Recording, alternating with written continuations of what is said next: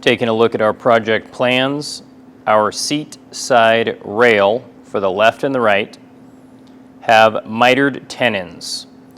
We're not going to worry about the miter cut yet, but we are going to lay out for the tenon. The length of the tenon is 1 inch. The thickness of the tenon is 1/2 inch. And we do have a 1/8 inch gap around a portion of the tenon, but 1/2 inch gap around the other portion of the tenon. So this is an irregular type of a tenon that will have to take a little bit extra time to lay out. So we will begin by laying out the 1/8 inch portion on the end. Then we can lay out our 1/2 inch. This portion gets cut away. And these will then be 1 inch in.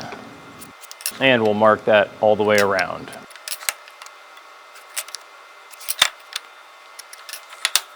Now, although we only technically need to mark one end, we do need to be very careful when we get to the dado head to make sure that we don't get confused with the 1/2 inch portion and which end of the board or which face of the board we're cutting that from.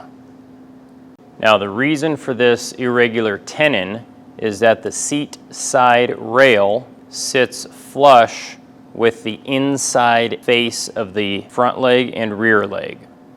And we are trying to minimize the amount of gap when the seat is closed.